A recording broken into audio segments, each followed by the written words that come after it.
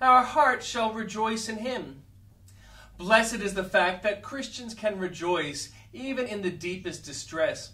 Although trouble may surround them, they still sing, and like many birds they sing best in their cages. The waves may roll over them, but their souls soon rise to the surface and see the light of God's countenance. They have a buoyancy about them which keeps their heads always above the water and helps them to sing amidst the tempest. God is with me still. To whom shall the glory be given? Oh, to Jesus. It is all by Jesus. Trouble does not necessarily bring consolation with it to the believer, but the presence of the Son of God in the fiery furnace with him fills his heart with joy. He is sick and suffering, but Jesus visits him and makes his bed for him. He is dying, and the cold, chilly waters of Jordan are gathered about him up to the neck, but Jesus puts his arms around him and cries, "Fear not, beloved. To die is to be blessed. The waters of death have their fountainhead in heaven. They are not bitter. They are sweet as nectar, for they flow from the throne of God." As the departing saint wades through the stream, and the billows gather around him, and heart and flesh fail him, the same voice sounds in his ears. "Fear not, I am with thee. Be not dismayed. I am thy God." As he nears the borders of the infinite unknown and is almost affrighted to enter the realm of shades, Jesus says, "Fear not, it is your Father's good pleasure to give you the kingdom." Thus strengthened and consoled, the believer is not afraid to die. Nay, he's even willing to depart, for since he has seen Jesus as the morning star, he longs to gaze upon him as the sun in his strength.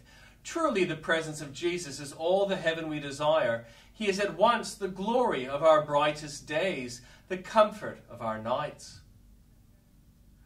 Unto thee will I cry, O Lord my rock, be not silent to me, lest if thou be silent to me, I become like them that go down into the pit.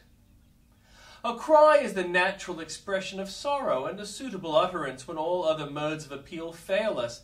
But the cry must be alone directed to the Lord, for to cry to man is to waste our entreaties upon the air. When we consider the readiness of the Lord to hear and his ability to aid, we shall see good reason for directing all our appeals at once to the God of our salvation. It will be in vain to call to the rocks in the day of judgment, but our rock attends to our cries. Be not silent to me. Mere formalists may be content without answers to their prayers, but genuine suppliants cannot. They are not satisfied with the results of prayer itself in calming the mind and subduing the will. They must go further and obtain actual replies from heaven, where they cannot rest. And those replies they long to receive at once. They dread even a little of God's silence. God's voice is often so terrible that it shakes the wilderness, but his silence is equally full of awe to an eager suppliant. When God seems to close his ear, we must not therefore close our mouths, but rather cry with more earnestness. For when our note grows shrill with eagerness and grief, he will not long deny us a hearing. What a dreadful case should we be in if the Lord should become forever silent to our prayers, lest, if thou be silent to me, I become like them that go down into the pit.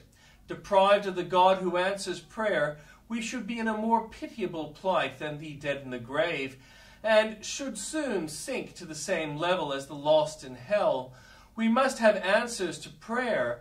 Ours is an urgent case of dire necessity. Surely the Lord will speak peace to our agitated minds, for he never can find it in his heart to permit his own elect to perish.